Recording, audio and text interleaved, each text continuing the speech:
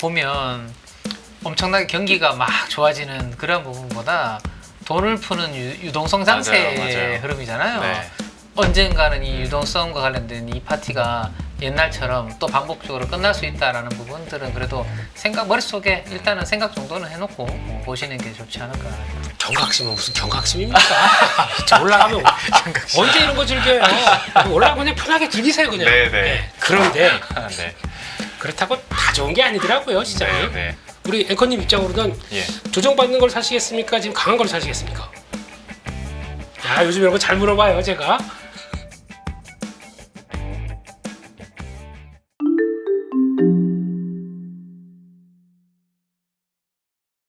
최근 3거래일 동안의 외국인 3조 순매수, 4거래일 연속 순매수에 삼성전자 7거래일 연속 상승, 코스피 2855. 오늘 시장 좀 어떻게 보셨는지 궁금합니다. 팀장님께서 정리해 주시죠. 네, 뭐 이렇게만 계속되면 네.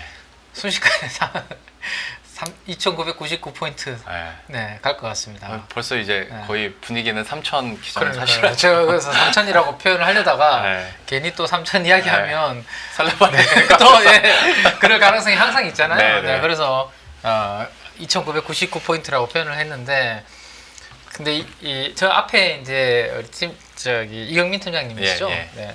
하시는 방송을 이제 대기하면서 이렇게 듣고 있었는데 뭐 충분히 저는 공감하는 것 같습니다. 다들 너무 우리 증시에 대해서 또 낙관적으로 생각하시는 분들이 주위에 많이 좀 알게 모르게 좀 많이 증가하는 느낌인 것 같아요. 네네. 그래서 오히려 여기에서는 조금 너무 우리가 흥분을 가라앉히고 냉정하게 좀 바라봐야 되지 않을까라는 생각이 좀 있는데 어쨌든 외국인들이 뭐 3일 연속으로 이렇게 사주니까 좋네요. 네. 좋고 삼성전자도 오래간만에 6만 원 오늘 장중에 올랐다가 종가를 제가 못 봤습니다. 네, 오르게 올랐습니다. 네. 6만 원 미칩니다. 6만 원 밑에 내려왔죠. 찍고 내려왔습니다. 네, 찍고 내려왔죠. 그래서 좀 움직였는데 좀 아쉬운 부분이 있는 것 같고 대신에 오늘은 어쨌든 아까 전차 뭐 표현하신 것 같은데요. 자동차가 사실은 달라진 게 없는 것 같아요. 저는 트럼프 관세 협상 아직 끝난 거 아니고 우리나라와 관련된 자동차 정답이 아직 안 나왔는데 솔루션이 오늘 오르는 거 보면 사실 뭐 안 오르는 거 자동차까지도 이제 수급 들어오면서 좀 끌어올린 부분도 있고 물론 이제 뭐 지배구조 관련해서 뭐 수급도 좀 있었고요. 네. 그래서 이런 이제 순환매가 돌아가는 그런 부분들이 계속 진행이 되고 있는데 이게 이제 언제 딱 이제 끊기냐 그게 이제 사실 알면 좋은데 알 수 없죠. 그래서 일단은 뭐 이 부분들은 이제 순환매 섹터 로테이션은 이제 즐기면 되지만 너무 단기간에 이렇게 많이 올라 있는 것들에 대한 저는 뭐 급한 추격 매수보다는 좀 한 템포 좀 차분하게 한번 지켜보는 것도 좋지 않을까 뭐 이런 생각들을 하면서 오늘 시장은 또 지켜본 것 같습니다. 그러니까 요즘 같은 시장에서 진행자로서도 쉽지 않습니다. 그러니까 이게 자칫 잘못하면 설레발이고 또 어찌 자칫 잘못하면 괜히 찬물 끼얹는 것 같아서 약간 고민이 됩니다만 그래서 오늘 제 마음속 결심은 그래도 상승하니 좀 즐기자라는 쪽이긴 합니다만 그래도 급하게 올랐으니 여기에 대해서는 좀 주의는 필요하겠다라는 얘기도 해주셨으니까 어떤 경각심 측면에서도 여러분들이 받아들이시길 바라겠고요. 대표님께서는 오늘 시장 혹은 최근의 시장을 좀 어떻게 보셨는지 정리해 주시죠. 경각심은 무슨 경각심입니까? 올라가면 언제 이런 거 즐겨요? 올라가면 그냥 편하게 즐기세요 그냥. 그럼 되지 뭘 또 이렇게 뒤집었다 해서 그거 그러지 마시고요. 외국인들 형님 따라 달렸으니까 형님 믿고 그냥 가야죠.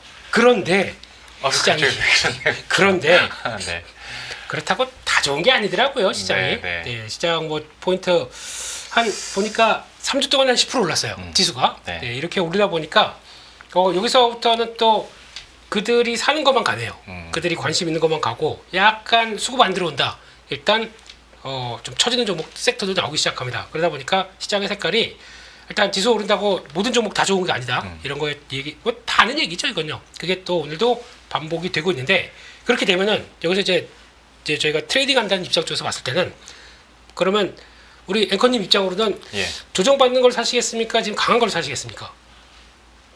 야 요즘 이런 거 잘 물어봐요 제가. 저는 약간 네. 바뀌었어요. 옛날에는 조정받는 거 사자주의였는데 저 원래 그러잖아요. 뭐 그럴 줄 알고 지금 대답을 준비했는데 저도요. 아 그러면 저 조정받는 거 사겠습니다. 하지 마세요. 생각 안 되면 하세요. 왜 왔다 갔다 하십니까? 아 요즘에 좀 생각이 바뀌어가지고. 네. 강한 거 사야겠다. 네. 이상한데. 시장의 상승이 사람을 바꾸는군요. 아 그러게요. 매매 패턴을 바꾸는군요. 네. 네. 근데 모르겠습니다. 지금 제가 드는 생각은 둘 다 해야 됩니다. 아 둘 다. 둘 다 하는 게 아 또 그 바벨 전략의 악몽이. 아 그렇죠. 둘 다 하는 게 맞죠. 네. 아니, 일단 네. 즐기는 거 이쪽에서 즐기는데 아 네네. 그렇다고 조정 나온다고 섹터 이렇게 쭉 가다가 고점에서 쭉 흔들린다고 그게 이제 끝이냐? 여기서 끝나고 이제 다른 것만 계속 하겠느냐? 네. 이건 아닐 수가 있기 때문에 섹터도 약간 그러니까 좀 지금은 좀 다각도로 보셔야 될 것 같아요. 끝나고 장 끝나고 뭐 수급도 수급이지만 네. 시장 섹터 색깔들을 이렇게 쭉 한번 보시고 그게 최근에 좀 그러니까 매수가 안 들어오게 되다 보니까 약한 거 아닙니까? 네. 그런 쪽에서 이게 펀더멘탈이 심각하게 훼손을 받았느냐, 그래서 훼손이 강하게 나왔느냐 아니냐에 따라서 판단을 하셔야 될 것 같은데 그렇게 나오지 않았다 그러면은 그것도 기회라고 봐야 되겠죠. 그런 것도 다각적으로 보는 스마트한 투자자 응원드립니다. 네. 아, 예, 카메라에 대고 있네요. 예, 그런 쪽에서 보게 되면은 일단 오늘은 아시아 증시 전반적으로 다 강했습니다. 네. 그런데 유독 한국 증시가 강한 모습들이고, 그리고 원화 강세 벌써 1,350원이에요. 여기까지 들어왔네요. 예, 그런 쪽에서 금리는 잘 안 떨어집니다. 미국 중심으로는. 그렇다고 하더라도 원화 강세가 이 정도까지 들어왔고 이러면 금방 또 1,300원 초반까지 갈 것 같고 이런 변화가 나오다 보니까 여기서 이게 외국인들이 사니까 원화가 강세가 되는 건지 그러니까 달러 약세 기조가 강하다 보면서 원화가 이제 제자리로 돌아오는 건지 아직은 모르겠습니다만 네. 외국인들 현물 동시효과에 얼마 사는지 아세요? 얼마 장중에 주춤주춤하다가 3천억이 들어왔습니다. 거의 2,500억 이상이 들어오면서 또 종목들 이렇게 또 약간 장중에 주춤했던 걸 또 훅 다 올리더라고요. 네. 그게 외국인들 매수할 때 특징입니다. 동시효과에 많이 들어오다 보니까 그런 쪽으로 나오는데 하지만 요게 이제 좀 문제죠. 선물이 이제 매도로 돌아섰습니다. 네. 오후장 들어서 그러다 보니까 기관이 옛날 같은 경우는 선물 상관없이 자기 차지할 거는 계속 매수로 들어오다가 오늘은 프로그램 매도 같이 선물 매도 영향받으면서 전환되기 시작하네요. 그러니까 그들은 아마 이번에 움직일 때 가장 먼저 포인트 맞추고 끌어올리기 시작했던 모습들이기 때문에 한 3주 전부터 그렇기 때문에 먼저 좀 차익 실현할 거는 하기 시작을 하네요. 네. 그러다 보니까 오늘 최근에 강했던 섹터들이 오늘 고점에서 약간 꼬리 달고 이렇게 묵직해지는 맞습니다. 현상들도 네. 같이 나오다 보니까 네. 기관이 약간 차익 실현으로 돌변했다. 이것도 봐야 될 것 같고 그러면 이런 구도로 가기 시작하게 되면 기관이 이제 제대로 또 안 사준다. 그러니까 우리는 일단 뭐 수익 났으니까 챙겨야지라고 하게 되면 또 섹터가 좀 더 좁혀집니다. 외국인들 사는 것 쪽과 그리고 또 시장에서 강하게 바라보는 쪽들이 좁혀지다 보니까 그러면 오히려 매매하기에는 좁혀지는 게 더 좋아요. 근데 강한 섹터에서 매매한다 그러면 훨씬 더 좋으니까요. 네, 네. 예, 그렇지만 이런 상황 쪽에서 쭉 쳐지는데 어디까지 조정 나오나라고 해서 또 봐야 될 것도 봐야 되겠죠. 예, 그렇게 봐야 될 것 같고 그래서 그만할까요? 끊어가겠습니다. 아, 네네. 네. 일단 저도 추가로 여쭤보고 싶은 게 있었는데 설명 들으면서 두 가지 포인트를 저도 역시 생각했습니다. 하나는 그러니까 앞에서 리밸런싱 측면에서 질문을 드렸지만 오늘 뭐 지주 금융 그다음에 또 일부 반도체 좀 윗꼬리가 달리면서 약간 턱에 찼나라는 느낌도 있었고 짚어주신 것처럼 외국인이 이제 선물에서 급격하게 이제 매도를 기록하다 보니까 약간 쉬어간 타이밍인가라는 걱정도 좀 있었습니다. 그리고 두 번째 포인트는 앞으로 이제 대표님께서 양자택일을 하라고 하면 둘 다라고 대답을 해야겠다라는 생각을 다시 한번 했는데 바벨이 네. 둘 다 매도하는 바벨 전략도 있어. 그렇죠. 그럴 수 있죠. 네. 근데 이제 팀장님께도 그 수급적인 측면 좀 여쭤보려고요. 현물 매수, 선물 매도, 그다음에 오늘의 주도를 했던 정책 수혜주들의 몇몇 윗꼬리들. 이걸 어떻게 해석해야 되나? 이제 턱에 찼다고 생각하고 잠깐 쉬어가는 타이밍인가? 수급까지 엮어보신다면 좀 어떻게 해석해 볼 수 있을까요? 뭐 달러가 어쨌든 지금 9 8 뭐 왔다 갔다 하다 보니까 주요 통화 대비해서 지금 약세 분위기고 약간 약세를 용인하는 듯한 그런 네. 이제 미국 쪽의 분위기이기 때문에 그러면 이제 우리가 원하는 상대적으로 이제 달러 대비해서 강세 흐름을 보이고 있지 않습니까? 네. 대표님 말씀하신 것처럼. 그러면 이제 외국인 수급은 과거 대비해서는 지금 우호적인 환경이라고 볼 수 있을 것 같아요. 그렇죠? 일단 뭐 원화가 강세 흐름이 조금 더 이어진다라면 환에서 일단은 외국인 포지션이 크게 손해날 게 없기 때문에 네. 좀 더 이제 뭔가 긍정적인 대응이 가능하다라는 거죠. 어쨌든 외국인 수급이 뭐 언제까지 여기 이어질지는 뭐 결국에는 달러가 갑자기 튀거나 그죠? 뭐 이런 아니면 금리가 지금 미국의 10년물 금리가 최근에 4.3 정도까지 다시 좀 내려오지 않았나요? 그죠? 네. 근데 이게 금리가 뭐 다시 뭐 4.7 뭐 이렇게 푹 튀거나 뭐 이런 뭐 매크로의 큰 변화가 없다라면 단기적으로는 좀 더 이어질 가능성이 높다라는 생각이고 그러면 이제 외국인들이 최근에 이제 뭐 관심 주는 섹터들 위주로는 이 흐름이 좀 이어질 수 있는데 문제는 이제 방금 말씀하셨던 일부 이제 좀 단기적으로 올랐던 종목들의 이 윗꼬리 뭐 이런 부분들 좀 과열된 부분들에 네네. 대한 오후 들어서 약간 밀리는 그런 분위기들 그렇기 때문에 이 막판에 지금 많이 단기적으로 오른 상태에서 위에 따라가면 괜히 이제 고점에서 물릴 수 있는 네. 그런 부분들이 있다는 거죠. 그래서 외국인들이 사는 건 좋은데 지금 이 전체 시장의 이 위치 자체가 그렇게 편안하게 좀 들어갈 만한 위치가 아니라서 부담은 되죠. 네, 부담이 네. 돼서 특히나 정책주들이 이 대선 선거가 끝나자마자 상당히 지금 랠리가 지금 펼쳐지고 맞아요. 있지 않습니까? 그 이야기 뭐 나오는 거기에 따라서 지금 움직이고 있기 때문에 웬만한 정책 수혜주들은 지금 이미 슈팅이 좀 많이 나왔고 오늘은 뭐 과거에 우리 한때 막 봤던 저 이제 암호화폐 가상자산 네. 뭐 NFT, STO 관련된 종목들이 막 상한가를 이렇게 가는 걸 보니까 야 이제는 이제 조금 뭐 단기적으로 이런 부분들에 대한 과열은 좀 느껴지거든요. 그래서 네. 뭐 그런 부분들까지도 생각하신다면 오히려 저는 아까 그 우리 앵커님 말씀하신 거와 좀 반대 생각입니다. 물론 조정받는 거. 네. 아, 둘 다 해야죠. 바벨이 중요한데, 네, 네, 네, 바벨이 해야죠. 중요한데 너무 올라서 막 가는 것보다는 네. 그들로 인해서 그러니까 반도체 자동차 가니까 기존의 주도주들 지금 빠지잖아요. 방산도 빠지고 지금 조선도 좀 오늘 또 빠지고 약간 흔들리는 모습들이 나타나는데 근데 그들이 만약에 지금보다 가격 조정을 좀 더 받아준다면 오늘 예를 들어서 HD 현대 미포 같은 경우는 네. 모증권사에서 중립 투자 의견 나왔거든요. 네. 그래서 오늘 한 6% 정도 가깝게 아마 좀 하락해서 끝났습니다. 근데 조선의 중립 의견 나올 정도면 꽤 많이 올랐다라는 이야기거든요. 네, 네. 그래서 근데 그 중립 의견은 올랐기 때문에 한 거죠. 뭔가 뭐 이상하게 뭐 회사 펀더멘털이 바뀐 건 아닙니다. 그러면 만약에 가격이 많이 내려오거나 단기간에 수주가 확 올라가서 뭔가 또 먹을 만한 룸이 보이면 중립에서 또 매수로 이제 투자 의견을 바꿀 수 있겠죠. 근데 지금은 이제 워낙 뭐 수주 잔고 대비해서 시총이 너무 이미 올라가 있다 보니까 좀 톤을 좀 다운시키는 그런 부분들이 있었는데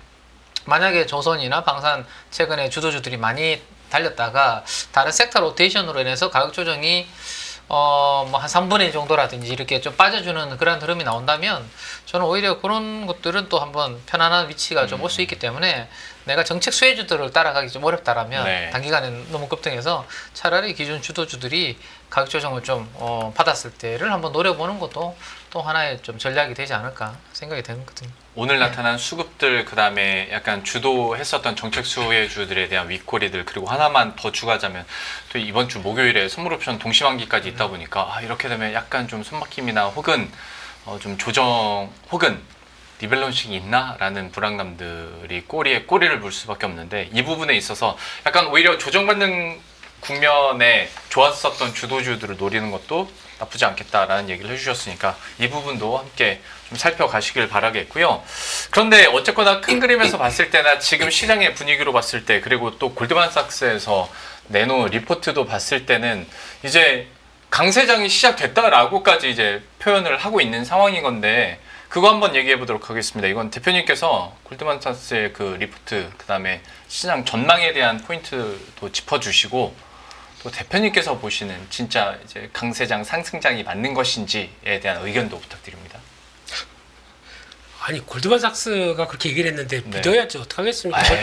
그것도 대표님. 또 재평가라고 저 한날 불과 저는 레몬 리서치 더 신뢰합니다. 저녁 먹기로 했죠. 저희. 네, 그렇습니다. 예. 일단 골드만삭스한 얘기 한번 보면서 얘기들 한번 좀 체크를 해봐야 될 걸로 보여지고 있는데요. 예. 요즘 지난번에도 CLSA에서 한번 나왔던 한국 오버웨이트 쪽으로 바뀌는 과정들에 대해서 한번 말씀을 드렸었는데 지금 글로벌 회사 분위기는 이렇습니다. 예, 대표적으로 약간 이제 먼저 리포트를 딱 내놓고 약간 조목조목 하는 데가 있는 반면에 일단 좀 헤지펀드들은 그냥 사고 나중에 나오더라고요. 요 보니까 여기 포함 안 된 네다섯 개는 그냥 보니까 내용 나온 거 보다 보니까 되게 공격적으로 보더라고요. 근데 그거는 또 우리 앵커님의 스타일상 안 맞기 때문에 예, 중립을 지키는 쪽으로 네. 안 나왔기 때문에 그건 다 뺐습니다. 예. 잘 몰라요. 무슨 펀드라고 하는데 잘 모르는 것들 그런 건 되게 공격적으로도 얘기를 합니다. 일단 골드만삭스는 요게 제일 중요합니다. 국내 모멘텀이 글로벌 경기 리스크를 상쇄한다.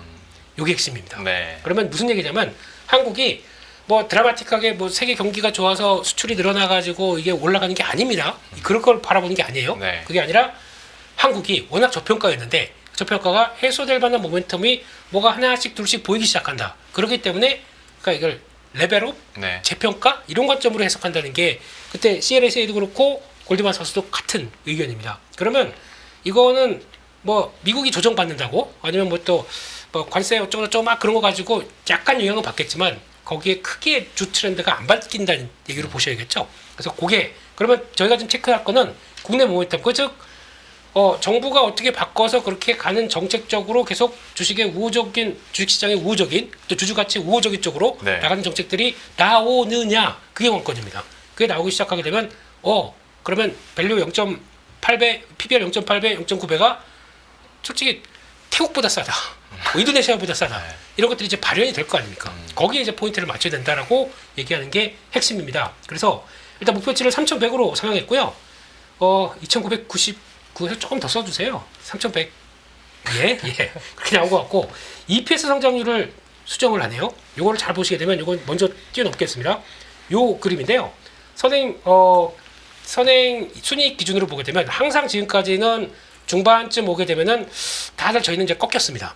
제가 항상 좀 초반에는 좀 강한 듯하다가 하반기에 좀 안 좋은 현상 이렇게 나온 게 지금까지 기조였는데 일단 지금 출발은 올해 그러니까 이때 보게 되면 언제 2024년도 그랬었죠. 그러니까 상반기 내내 전망치가 되게 계속 올라가요.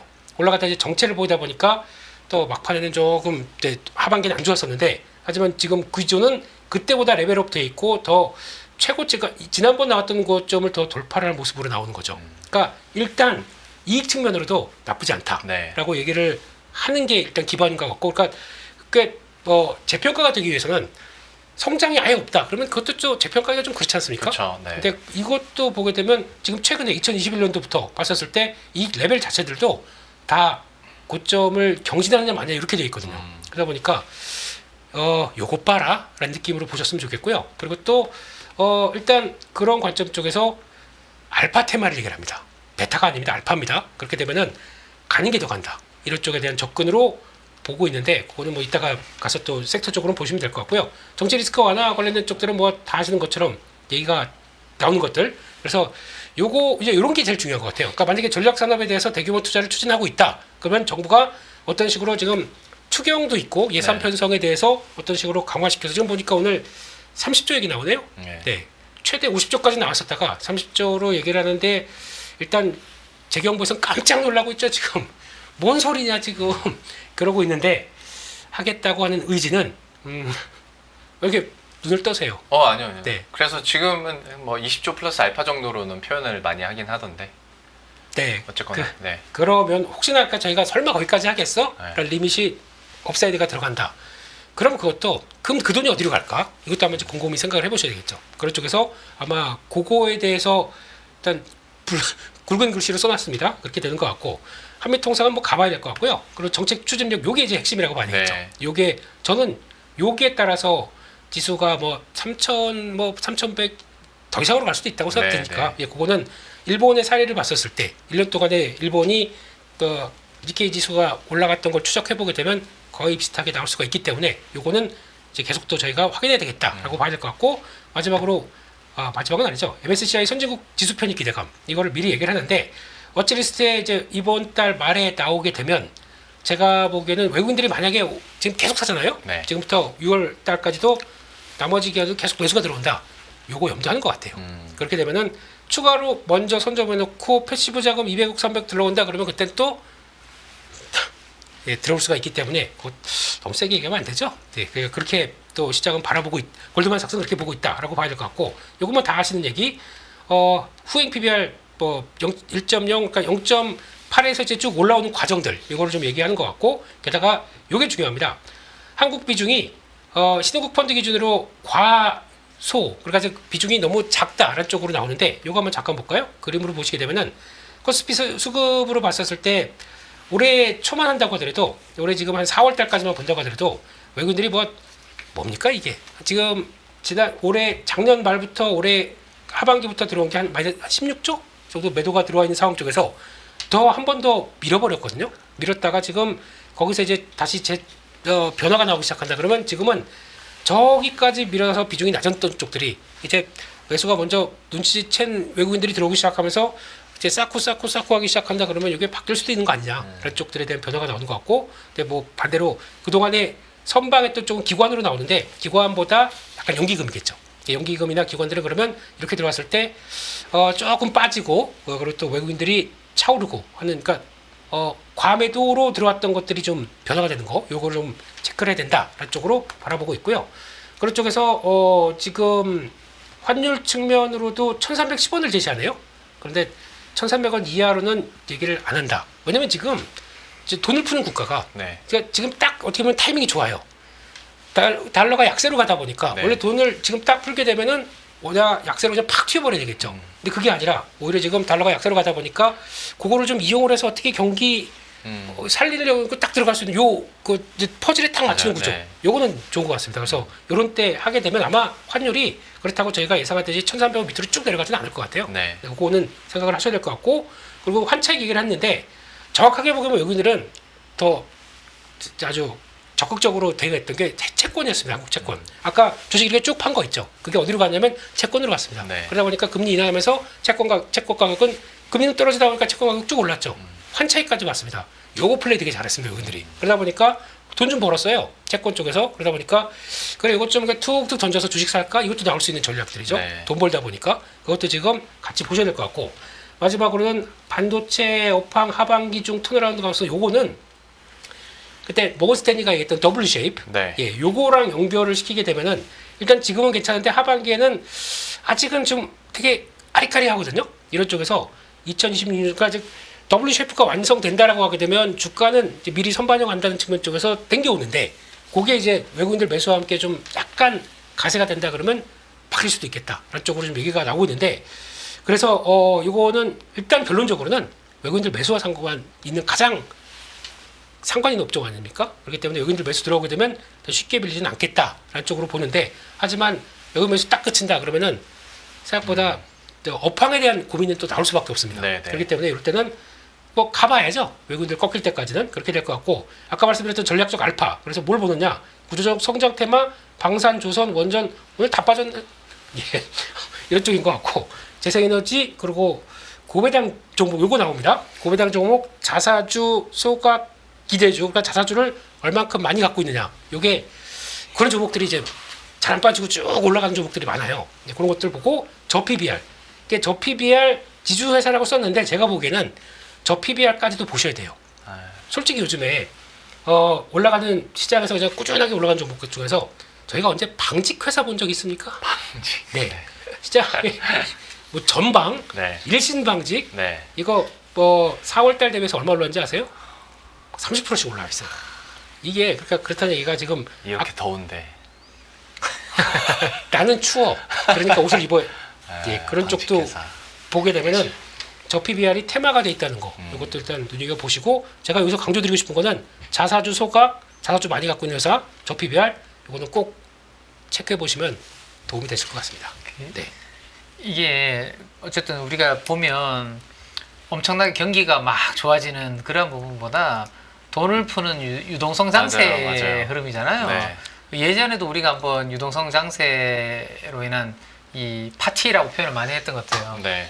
파티에 너무 취하지 말라라는 그런 이야기들이 있었던 건데 이 유동성 파티가 언제까지 사실은 이어질지를 모르는데 어느 순간 이 돈을 더 풀어줘야 계속 이어가지는 거거든요. 네. 근데 지금은 돈 더 풀 거다라는 기대감으로 지금 오르고 있는데 만약에 돈을 더 이상 막 풀지 않는 그런 구간이 온다라면 파티는 순식간에 또 끝날 가능성이 있기 때문에 지금 당장은 뭐 그런 일은 아닌데요. 이제 네. 뭐 추경도 생각했던 것보다 더 많이 할 수 있다 뭐 기대감도 나오고 하고 있기 때문에 그런 구간 아니지만 그래도 언젠가는 이 유동성과 관련된 이 파티가 옛날처럼 또 반복적으로 끝날 수 있다라는 부분들은 그래도 머릿속에 일단은 생각 정도는 해놓고 보시는 게 좋지 않을까 싶어요. 네. 참 그 포인트도 중요한 것 같아요. 그러니까 중앙은행을 통해서 유동성이 계속 공급되는 장에서는 또 말 한마디에 따라서 갑자기 경색될 수도 있는데 또 긍정적인 포인트를 보자면 지금의 유동성들은 나갔던 자금이 조금 돌아오고 있는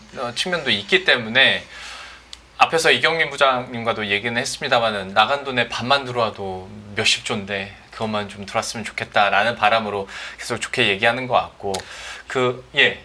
이런 얘기 해도 될까 모르겠는데 네, 하셔도 됩니다. 유동성 파티의 정점은 네. 내년에 총선이 있습니다. 네. 이상입니다. 거기까지 그냥 생각할 걸 던져드리고 네. 또 정치 얘기다 보니까 그냥 네네. 거기까지 끝. 네. 아니 맞죠. 원래 선거철 앞두면 근데 좀 많이 남았다면 많이 남았고. 그러니까요. 예. 네. 거기까지만 두 하겠습니다. 분은 매일매일 전략 짜주셔야 되는 분들인데.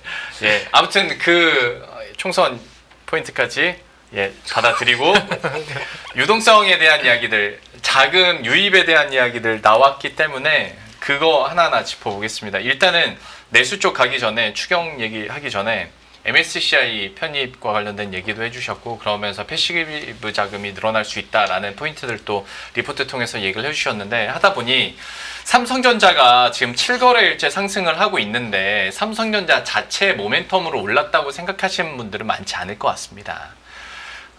패시브 자금 이제 한국을 사다 보니까 삼성전자도 이렇게 자연히 담기면서 오늘 장에서는 장중에 이제 6만 전자까지 잠깐 찍기도 했었는데 자 그러면 삼성전자에 대해서는 어떻게 전략을 짜는 게 나을 것인가?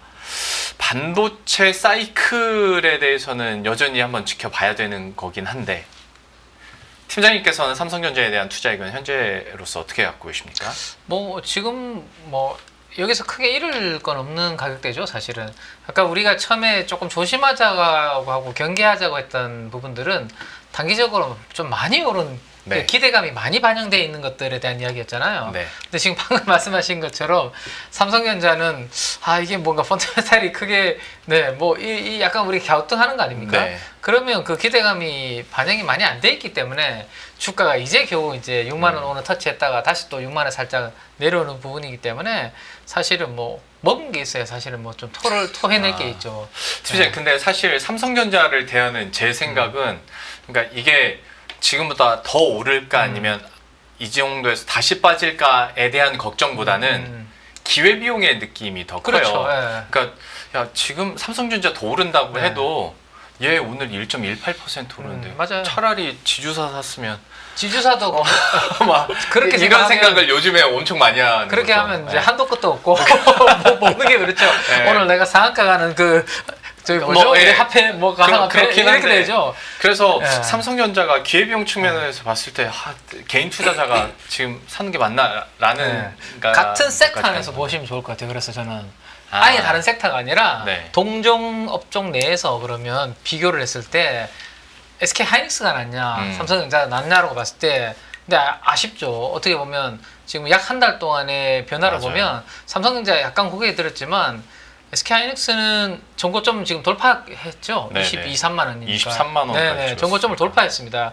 그러면 내가 같은 sek터 내에서 돈을 잘 벌고 있는 여전히 HBM 쪽에서도 잘 대응하고 있는 사실은 SK 하이닉스 비중이 조금 더 높았으면 그 부분을 어느 정도 내 계좌에 녹일 수 있었을 텐데 좀 안 올랐고 뭐 부담 없다는 이유로 삼성전자의 포지션이 상대적으로 좀 많았다면 지금 올라오는 이 부분들을 참 계좌에 녹이기는 좀 쉽지 않았던 그런 부분일 것 같아요. 그래서 그 부분이 이제 섹터 내에서의 차별하고 그래서 결국에는 좋아질 거야라는 부분보다 확실히 지금 잘하고 있고 숫자적으로 확실히 SK 하이닉스가 지금 잘 내고 있지 않습니까? 네. 네. 그런 부분들로 좀 보는 게 맞을 것 같고, 그럼 여기에서 이제 반도체에 대해서 남아있는 하반기나 뭐 이렇게 좀 본다라면 서서히 이제 우리가 HBM 이제 3E는 이제 뭐 이미 지나가는 부분이고, 네. HBM4가 서서히 이제는 앞으로는 많이 이야기가 나오는 시대로 이제 가겠죠. 그다음에 HBM4 이야기가 나오면 또 뭐 하이브리드 본딩과 관련된 이야기들이 좀 많이 나올 거고, 최근에 반도체 소부장 중에서도 다 같이 많이 오른 거 아니거든요. 네. 몇몇 종목들이 훨씬 더 강하게 이미 이번에 반도체 살짝 좋아지니까 전고 좀 돌파하면서 가는 종목들이 나오거든요. 그들은 상대적으로 뭐 HBM4 쪽이거나 하이브리드 본딩과 관련된 이런 부분들에 약간 특화된 종목들로서 오히려 다음 스테이지에서 수혜를 받을 수 있는 것들이 미리 지금 먼저 시장에서는 기대감으로 좀 반영이 되고 있는 부분들도 있는 생각들이 있어요. 그래서 네. 차라리 내가 뭐 삼성전자 비중을 여기서 막 더 하기보다는 오히려 이 다음 스테이지에 이제 기술이 그쪽으로 진화를 한다면, 물론 내년도 하반기이기 때문에 아직 1년에서 1년 뭐 조금 더 남아 있긴 한데, 그래도 시장의 분위기는 항상 기대감은 먼저 땡겨서 반영하잖아요. SMR 있잖아요. 네. 아직 상용화도 안 됐지 않습니까? 네. 근데 SMR 관련 일들이 지금 난리 났잖아요. 네. 이 주식 시장의 성격인 거죠. 그러면 그런 부분들을 감안해서 삼성전자가 내가 좀 있다면 거기에 비중을 뭐 확 실어서 수익률을 올리는 구간은 좀 나중에 또 오겠죠. 삼성전자 좋아질 때. 네. 그게 아니라면 좀 반도체 소부장 쪽에서 그런 엣지가 있는 종목들을 포트폴리오에 조금 이렇게 담는 공부를 해보는 것도 괜찮지 않을까 생각이 듭니다. 예. 일단 패시브 자금 성격에서 삼성전자로 시작했지만, 이 삼성전자 안에서 같은 섹터 안에서 다른 종목군을 보는 전략도 필요하다라는 부분까지 얘기를 해주셨으니까 여러분들께서도 좀 적용을 하시길 바라겠고요. 그리고 그 다음에 있었던 그런 내수 쪽, 그다음에 추경과 관련된 쪽도 얘기를 잠깐 해보도록 하겠습니다. 일단 뭐 20조 플러스 알파가 됐든 최대 30조 원이 됐든, 그리고 뭐 전 국민에게 얼마를 나눠준다라는 얘기가 됐든 하다 보니 결국에는 이제 내수 그다음에 유통 쪽으로 기대감이 모아지고 있는데, 이 종목군들에 대한 투자 전략은 또 어떻게 세워야 될 것인지 여기에 대한 고민해 보도록 하겠습니다. 대표님께서는 이런 내수 관련주에 대해서 좀 투자 전략, 사실 투자 시점도 만만치 않게 중요할 것 같고요. 좀 어떤 전략 가지고 계십니까? 관심이 많습니다. 이쪽은. 네. 어차피 이제 좋아질 거니까. 네. 그래서 전에도 뭐 지난 2주 동안 제 가져온 이슈나 내용들을 보게 되면 별 관심이 없는데 왜 저런 거 갖고 얘기를 하지? 라고 하는 섹터들이 다 결국은 여기 맞물려 갈 겁니다. 그렇기 때문에 내수 쪽들은 계속 챙겨보는 게 맞겠다고 봐야 될 것 같고요. 그리고 또 특히 지금 아까 말씀하셨던 20조 플러스 알파 얘기 나오기 시작하는 쪽들이고, 근데 여기에 잘 보시게 되면 예전같이, 그러니까 지금 이것도 뭐 재난 지원금? 네. 예, 그렇게 얘기를 하네요. 네. 재난, 예, 뭐 저희가 깜짝 놀랐기 때문에 재난이다라고 하게 되면 그것도 재난이라고 볼 수 있겠죠. 네, 그래서 이게 과거처럼 직접 돈으로 주는 게 아니라, 네. 네, 웃지 마세요. 예, 지역 화폐 네. 이쪽으로 들어가서 그 지역 쪽을 이제 살리는. 그러니까 쉽게 말씀드리면 예전 같은 경우는 이게 그러면 한 번 들어가게 되면 한 바퀴 돌고 끝났습니다. 네. 네. 근데 그게 이것도 다 정치적 뭐 그런 얘기 드리는 거 아니에요. 예, 근데 그랬지만 이게 지금 요게 이제 어떻게 바뀌려고 하냐면은, 네. 그러니까 지역 화폐를 통해서 활성화시키기 시작하게 되면 그게 과거에 그 SC, 예, SC에 돌아갔던 것처럼 네. 계속 계속 결제가 들어가고 플랫폼화 시킴으로 나오기 시작한다라고 네. 하게 되면 바뀔 거다라는 관점 쪽에서 좀 움직이는 것들이죠. 네. 그러다 보니까 이제 뭐 코나이 같은 경우, 종목 같은 경우는 일단 실총이 1조가 넘었는데 쉬질 않습니다. 그렇다는 얘기는 이게 여기서 끝으로 난 게 아니라 정부 주도하에 이걸 통해서 모든 이제 만약에 정부에서 지급하는 돈이라든가 뭐 연금, 뭐 택배 연금 이런 것도 나오긴 하겠지만, 그런 것들이 하나의 결제 플랫폼으로 확대되는 쪽으로 가기 시작한다 그러면 이거는 밸류를 더 높여야 되는 거 아닙니까? 그러다 보니까 나오는 과정이다라는 것들도 살짝 염두해 두시고 왜 주가가 이렇게 강한지를 보시면 될 것 같습니다. 그렇게 네. 봐야 될 것 같고, 근데 그거까지는 이제 뭐 추경에 포함된다고 하다 보니까 그거까지도 들어오는 거죠. 그러니까 직접적으로 나한테도 돈이 들어온다라는 쪽이고, 게다가 이런 거는 솔직히 학부모시죠 지금. 네. 네. 서울 사랑 상품권으로 딱 들어온다 그러면 제일 먼저 뭐 하셔야 되는지 아십니까? 뭐 해야 되는데요? 아직 안 써보셨어요 그거? 네. 큰일 날 학원부터 네. 학원부터 이제 되는지 보시고 꽤 됩니다. 한 10% 정도 매달 10%면 꽤 돼요. 네, 그러니까 진짜 모르세요 이거? 네. 너무 가정을 안 돌보 가정에 좀 그런 것도 좀 챙기고 그렇게 하세요. 네네. 그래서 우리 서울 상품 사랑권 한도 얼마지? 뭐 이런 것도 물어보시고 네, 그렇게 하시면 될 것 같습니다. 네. 네, 그렇게 많이 할 것 같고 그러다 보니까 뭐 세수 결손 이거는 이제 지금 당장 얘기 나올 건 아니고 지금 정부 입장은 이제 그렇게 간단 얘기로 봐야 되겠죠. 네, 그래서 일단은 좀 살려야 뭐 되겠다는 쪽으로 가는 관점인데 이건 뭐 논란이 많기 때문에 넘어가겠습니다. 저는 제 개인적 의견도 배제하겠습니다. 네, 그렇게 나왔거든요. 이 정도면 거의 정치 성향 다 말씀하신 거 아닙니까 앞에서? 예? 뉘앙스가 보면 정치 그래서 성향이 안 한다만 얘기해놓고 네, 그렇습니다. 네, 그런 쪽에서 과거에 그러면은 문재인 정부 때 그러면 그때 코로나19 때 저희가 직접적으로 돈 줬었잖아요. 네. 그렇게 나왔었을 때 과연 뭐가 줬었는지. 그땐 진짜 재난지원금 그렇죠. 네. 그거를 약간 유추해 보게 되면은 또 결과가 좀 나올 수 있지 않을까요? 네, 그런 쪽으로 봤었을 때 그때 가장 많이 나왔던 얘기가 이거 기사 하나만 뽑아왔는데 네. 그때 뭐 이 미용주 그래서 피부 미용, 보톡스 시술 이런 것들 공짜 돈이니까 한번 쓰자 뭐 이런 식으로. 그때는 또 근데 마스크를 많이 쓰고 다녔었으니까 그렇죠. 또 한 것도 없지 그렇죠. 않습니까? 네. 근데 그때랑 지금하고 딱 비교를 해보게 되면 지금 자유롭게 다닐 수 있어요. 네. 그럼 뭐가 강하냐 그러면 요 돈 들어온다 그러면은 여행, 유통, 네, 이런 쪽들이 또 강할 수가 있겠죠. 그리고 또 이제 자주 다닌다 그러면은 야 옷도 좀 살까? 뭐 이런 거 이런 것도 좀 바뀌질 수가 있겠죠. 그런 관점 쪽에서 내수가 더 바뀌는 과정들과 지금 벌써 소비 심리가 어느덧 100대 다시 너무 올라왔습니다. 지난달 소비 심리가 101점 얼마로 101.8인가 이렇게 되어 있는 걸로 알고 있어요. 예, 그런 쪽으로 보게 되면 딱 최근에 그 80몇 대가 그 탄핵 그때 계엄 사태 그때쯤 거기가 저점에서 이렇게 쭉 올라온 거죠. 되게 빠르게 올라왔습니다. 그래서 얘기는 정서가 돼가고 있는 과정이라고 봐야겠죠. 그런 쪽에서 생각보다 이제 경제는 이제 약간 그래도 위축된 거에서 심리가 돌아가는데 거기에 못 따른다라고 하게 되면 그런 변화가 나올 수 있겠다. 네. 라는 쪽인데 거기다가 내수는 이번에 잘 보시게 되면은 그냥 우리가 돌아가는 거 플러스 외국인들이 들어옵니다. 네. 외국인들이 들어와서 지난번에 말씀드렸듯이 170만까지 이제 월별 들어오기 시작하지 않습니까? 그들도 가세가 됩니다. 와가지고 그 한강라면 아시죠? 네. 그 어디서 먹을 수 있는지 아시죠? 원래는 한강에서만 가능했습니다. 네. 근데 그게 요즘 어디로 가냐면은 편의점으로 들어와 있습니다. 편의점에서 엄청 제가 이제 뭐 방송국 때문에 왔다 갔다 하다가 합정동에 뭐 편의점 큰 데가 있어가지고 봤더니 네. 와 거기는 외국인들이 그 쭉 줄 서 있더라고요. 그거 먹으려고. 네, 기계가 체험을 하는 거군요. 네, 기계가 3개인가 4개밖에 없는데 줄 서 있어요. 그래서 그거 보고 그게 뭐가 별거 없는데 거기 밑에 그 열판 넣고 그거 끓이는 거 하는데 그거 가지고 그렇게 하고 있나 싶긴 한데 그런 것도 관심 있다 그러면 외국인들의 변화가 이런 편의점 쪽도 이제 그때 한번 말씀을 잠깐 드렸었습니다. 그런 쪽도 들어오는데 이게 보다 보니까 편의점 쪽이 이제 또 다른 화장품 쪽에서 약간 또 유통 쪽으로 바뀌려고 하고 있어요. 저건 팀장님께 여쭤봐야죠.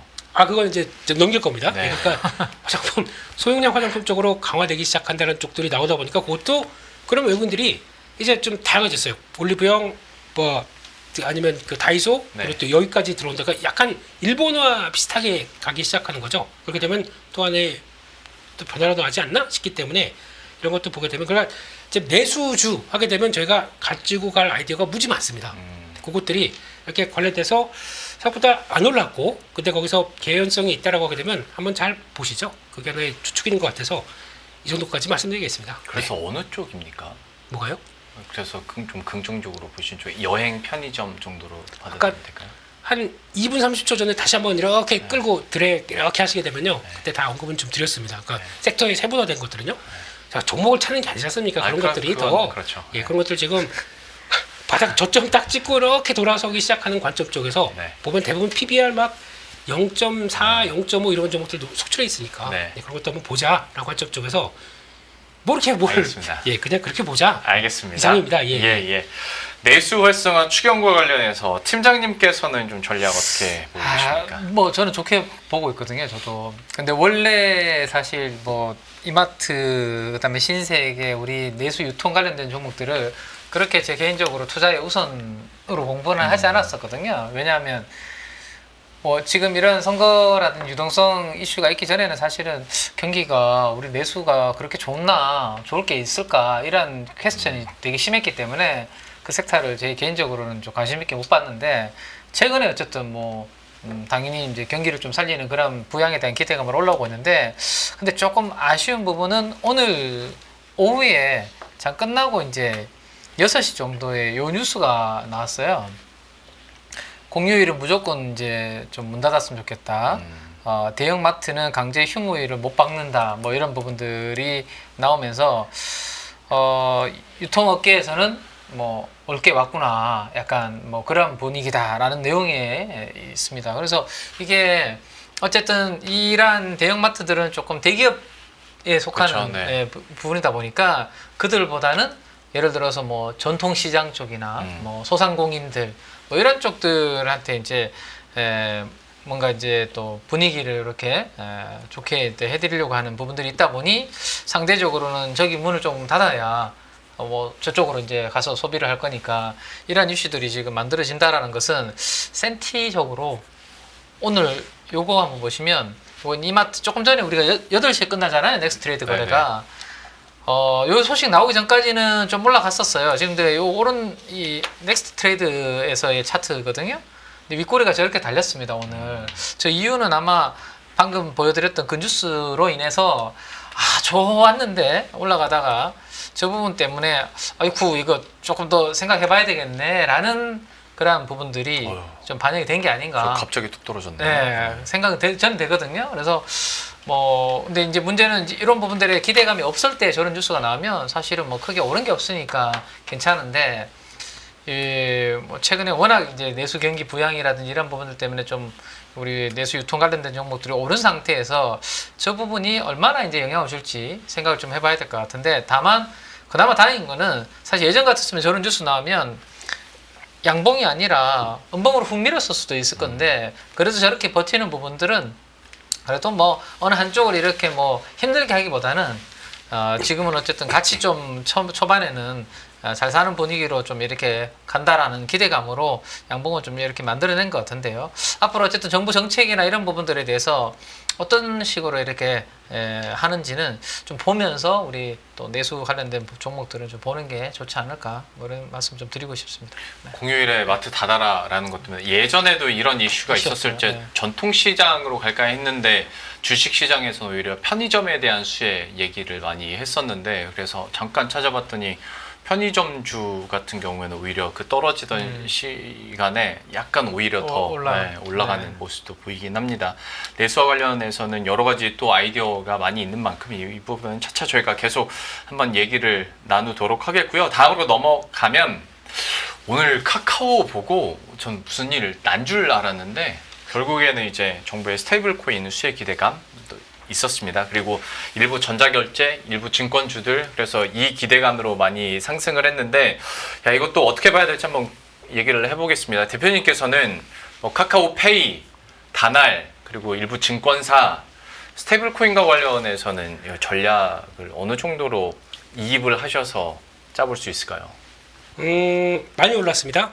이게 전제 조건. 네. 많이 올랐지만 파장은 커질 수 있습니다. 왜냐하면 이게 제가 돈이라는 거는 그러니까 새롭게 어떤 성격을 규명하고 거기다 가치를 부여하기 시작한다. 그게 이제 통화의 원칙적인 내용들 아닙니까? 그래서 현금 요즘 현금 갖고 다녀요?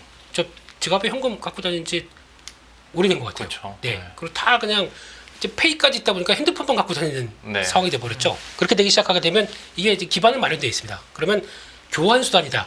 그러니까 이쪽에 포인트를 맞추고 계시고 결제를 한다는 쪽으로 맞추게 되면은 이게 그래서 가치를 고정시키는 쪽으로 디지털화되기 시작한다. 그러면 이거는 파장이 커질 수 있습니다. 그렇기 때문에 그건 한번 보자라는 쪽에서 좀 헛갈리는 내용들 한번 잠깐 좀 정리해보고 그다음에 넘어가게 되면요. 요즘 이 얘기 많이 나오죠. 디지털 화폐, CBDC, 한국은행도 준비한다고 하면서 많이 나오는데 CBDC랑 스테이블 코인이랑 무슨 차이야? 거기다 암호화폐는 무슨 차이야? 가상화폐는 뭐야? 차이가 날 수 있는데.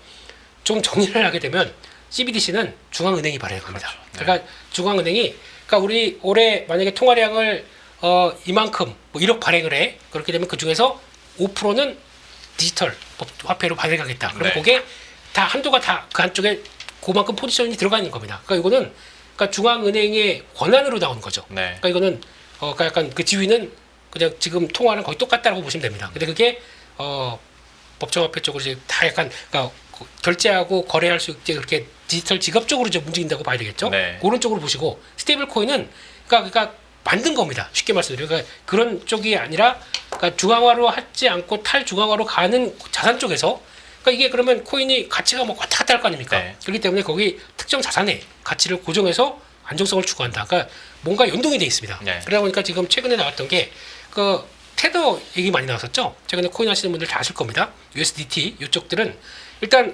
물론 1달러의 가격을 고정시킨다라고 하면서 얘기를 많이 했지만 시장에서 그렇게 썩 인기를 못 얻었던 게 진짜 맞아? 이런 의문이 많이 나왔었죠. 그러니까 자산이 좀 불투명하고 네. 거기다가 감사도 거부합니다. 왜? 탈중앙화기 때문에 감사 거부해. 기관 투자자로부터 신뢰를 얻지 못했습니다. 그러다 보니까 그거에 대한 그럼 진짜 이거 내가 갖다 주면은 1달러 주는 거야?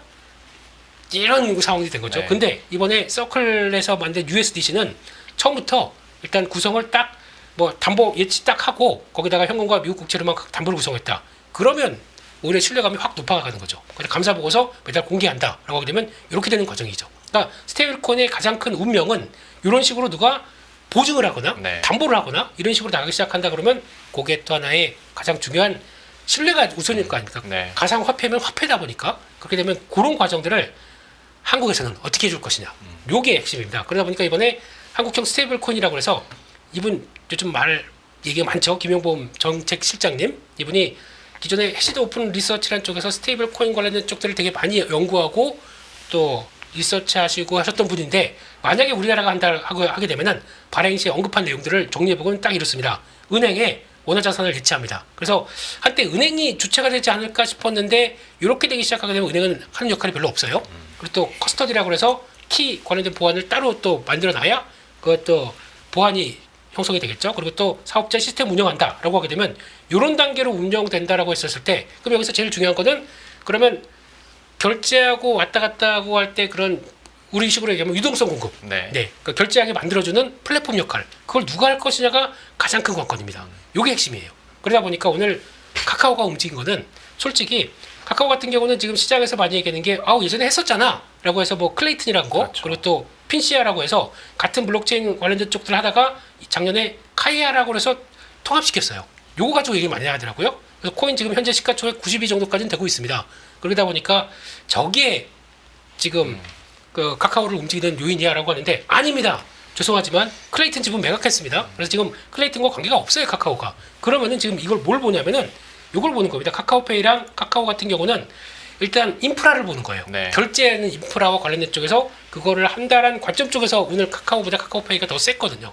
이렇게 되기 시작하게 되면 이제 인프라 쪽에서 결제망과 관련된 쪽들이 확장되기 시작한다 그러면 이거는 바뀔 수가 있는 문제이기 때문에 네. 더 강하게 움직였다고 봐야 되겠죠. 마찬가지로 증권사 몇 개 있고 몇몇 종목들이 있는데 이건 그냥 그렇다라고 보시면 될 것 같고 여기 하나 빠진 게 하나투자증권도 있는데 예, 그거는 만약에 이제 가상화폐 거래소까지도 확산되는 쪽으로 나온다 그러면 그것도 이제 부각을 받을 수가 있겠죠. 뭐 그런 쪽들도 연결을 시키게 되면 고래서 움직임이 강했다라고 보는데 카카오가 직접적으로는 스테이블 코인과는 한 달이 거쳐서 영향을 끼치기 때문에 지금 카카오는 아직까지는 완전히 수혜다라고 보기엔 좀 어렵고 나중에 조금 이따 보시게 되면 오늘 다날이 급등했는데 네. 페이코인이라고 이거 되게 오래됐어요. 저 기억으로는 되게 오래된 코인인데 이게 블록체인 결제 기술력을 보유하다 보니까 요거는 잘 보시게 되면 결제입니다. 그런데 업비트에 상장 폐지돼서 지금 비싼밖에 거래가 안 되는데 그래서 이게 부활되기 시작한다 그러면 기대감이 높겠죠. 그 정도까지 보시고 마지막으로 아이콘은 한번 눈여겨보세요. 이거 파라메타라는 회사인데 이게 원래 IPO 추진했다가 약간 뒤로 좀 딜레이가 됐고 좀 네. 가상화폐 시장이 별로 안 좋아서 근데 들어올 것 같습니다. 그렇게 되면은 이게 정부 연결 사업하고 컨설팅한 게 좀 많기 때문에 요거는 만약에 이쪽으로 부각되기 시작해서 연결된다 그러면은 요 회사는 나중에 가치를 인정받을 수가 있습니다. 그러니까 그렇게 되면 제가 보기에는 뭐 우리 뭐 갤럭시와 머니트리 뭐 이런 회사들처럼 약간 조금 그 회사가 직접적으로 하는 것보다 조금 제 느낌으로는 고평가가 된 측면들이 좀 있는데 이런 회사들은 좀 다르거든요. 그렇기 때문에 그런 것도 한번 나중에 어디서 들어봤더라 하면은 한 번쯤 아이콘과 파라메타 이것까지 보셨으면 좋겠습니다. 스테이블 코인과 관련해서 개념 정리부터 관련된 종목군들에 대해서 싹 또 정리를 대표님께서 해주셨으니까 참고하시길 바라겠고요. 팀장님께서도 오늘 급등했던 스테이블 코인 관련해서 전략 투자 의견 어떻게 갖고 계십니까?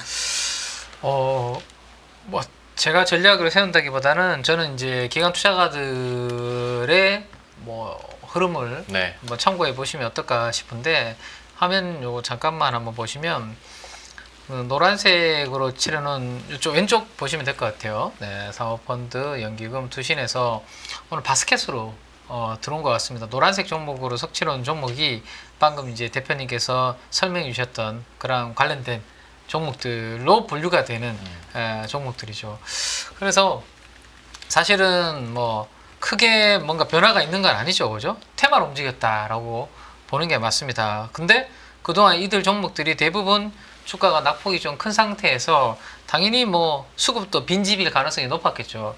근데 거기에서 이렇게 이제 사모펀드나 연기금, 투신에서 오늘 톡톡톡 이렇게 수급이 들어오니까 뭐 몇몇 종목들은 상한가까지 기록하는, 왜냐하면 수급이 너무 비어져 있다 보니까 약간만 들어와도. 그래서 이렇게 바스켓으로 이제 저점에서 수급이 들어오는 것은 주도 테마의 가능성을 항상 저는 염두에 두고 이제 스터디를 하는 편이거든요. 네. 근데 이들은 뭐 테마로 물론 테마로 지금은 분류할 수 있겠지만 어쨌든 금융시장에 뭔가 판을 이제 뒤흔들 수 있고 앞으로 이 정부에서는 계속 힘을 실어줄 수 있는 그런 부분이기 때문에 앞으로 이 테마들이 좀 빠지면 좀 사고 오르면 좀 팔고 이런 트레이딩이 필요할 것 같고, 다만 그들 후보군들을 내가 스스로 판단하기가 좀 어렵다라면 오늘 사모펀드는 선택한 종목, 연기금에서 선택한 종목, 또 이런 종목들을 미리 좀 정리를 해 주셨다가 나중에 정부에서 이와 관련된 부분들에 힘을 좀 실어주는 내용들이 나올 때 관련된 종목들을 이렇게 트레이딩하는 정도 전략으로 대응하시는 게 좋지 않을까, 이렇게 말씀 좀 드리고 싶습니다. 일단 오늘만 봤을 때 사모에서도 그렇고 연기금에서도 그렇고 제일 많이 산 종목은 카카오 맞습니다. 네요. 네. 카카오 뱅크까지 하면 기관 전체 한 700억 정도 오늘 순매수하기도 했는데, 단순하게 그냥 테마라기보다 이제 주도 섹터가 될 수 있는지도 계속 보시면서 이 종목군들 따라가시면 좋을 것 같고요. 스테이블 코인 관련한 수혜주들은 이 정도로 마무리 짓겠습니다. 팀장님께 연속해서 바이오주도 잠깐 여쭤볼게요. 일부 바이오주는 이제 기관 쪽에서도 다시 또 매수세가 나오기도 하고 하는데, 바이오주에 대한 좀 투자 전략은 지금 시점에서는 또 어떻게 보시는지, 이것도 파고 들어가면 물론 종목별로 좀 다를 수는 있겠습니다만 어떻게 보십니까? 이 주식시장의 유동성 장세가, 이 강세가 좀 더 이어진다라고 하면 저는 이제 바이오까지도 다시 또 훈풍이 불지 않을까라는 생각입니다. 그러니까 우리가 지금 섹터 로테이션, 섹터 순환매죠. 그러니까 섹터 순환매 이야기를 계속 드리고 있는데, 제약바이오는 순환매 측면에서는 아직까지 뭐 덜 오른 게 아닌가라는 생각이 좀 들거든요. 최근의 흐름만 놓고 봤을 때. 근데 제약바이오한테 가장 좋은 구간은 우리가 늘 이제 말씀드렸지만 금리가 추세적으로 인하되는 그런 구간이잖아요. 근데 지금 최근에 연준에서 9월에 금리 인하와 관련된 가능성이 조금 높아지고 있고, 오른쪽에는 연내 금리 인상 횟수도 한 2번 정도로 지금 올라오는 그런 부분들이 있기 때문에 미국도 하반기에는 금리 인하 추세에 들어간다라는 거고, 이건 우리나라입니다. 그죠? 우리나라는 최근에 금리 인하 했지 않습니까? 했는데 새 정부에서도 기준금리 인하 기조는 좀 더 이어지지 않겠나. 그러면 우리나라 국내에도 기준금리 인하 추세는 이어진다라는 거죠. 근데 지금 보시면 위에 있는 두 개의 그래프랑 밑에 있는 종목이랑 수익률이 조금 다른데, 위에 있는 두 종목은 코스피 관련된 ETF입니다. 위에 거는. 근데 밑에는 코스닥이거든요. 근데 코스닥이 코스피 대비해서 상대적으로 덜 올랐다라는 거. 근데 그러면 코스닥이 좀 더 코스피처럼 올라가려면 결국엔 굵직한 섹터가 움직여야 되는데, 코스닥이 굵직한 섹터라면 2차 전지 아니면 바이오인데 2차 전지가 이끌까요? 바이오가 이끌까 물어본다면 2차 전지에 대해서는 자신 있게 말씀드리기가, 오늘 시총상위 종목들만 봐도 극명합니다. 그죠? 그래서 만약에 코스닥이 코스피의 키 맞추기를 좀 한다라면 일단은 2차 전지보다는 바이오가 이끌 가능성이 있지 않을까 이런 생각들도 한번 해보게 되고요. 네. 그리고 이제 우리가 섹터 순환매 이야기를 계속 드리고 있는데 저기 위쪽에 있는 그래프들 연초 이후에 올랐던 종목들은 금융 지주, 조선, 방산, 원자력입니다. 네. 저 제일 밑에 보라색이 코덱스 바이오 ETF거든요. 제일 지금 보시면 연초 이후에 수익률도 한 13%로 좀 올라갈 만한 룸이 아직 남아있고 뭐 과열 느낌은 별로 안 드는 그런 상황입니다. 그래서 2차 코스닥에서 만약에 코스피 대비해서 좀 키 맞추기가 진행이 되고 요 유동성 장세의 강세 흐름이 좀 더 이어진다라면 2차전지는 조금 쉬더라도 제약바이오가 이끄는 그런 그림이 나타날 가능성을 염두에 두시고 저는 제약바이오 쪽에 상대적으로 좀 덜 오른 것들을 보아도 괜찮고요. 아니면 뭐 대장주 알테오제는 여전히 좋습니다. 네. 지난 연휴 동안에 홈페이지에 좋은 뉴스도 또 본인들이 공지를 또 올리셨고 근데 그것도 내가 개별 종목으로 접근하기가 좀 어렵다라고 한다라면 그냥 ETF로 한번 이렇게 해보시는 것도 코덱스 바이오 같은 것도 괜찮고요. 아니면 뭐 액티브 바이오 ETF들도 있거든요. 네. 네. 그런 것들로 한번 섹터 순환매 가능성을 염두에 두고 좀 부담 없는 바이오도 한번 공부해 보시는 타이밍 괜찮지 않을까 생각됩니다. 매일 돈을 쓰는데 그 가치는 누가 정할까요? 정답은 슈퍼달러 슈퍼리치에 있습니다. 복잡한 공식은 빼고 투자 타이밍을 잡는 환율의 핵심만 담았습니다. 빠르게 변화하는 금융시장, 그 중심엔 언제나 환율이 있습니다. 오늘부터 환율과 썸 타볼까요?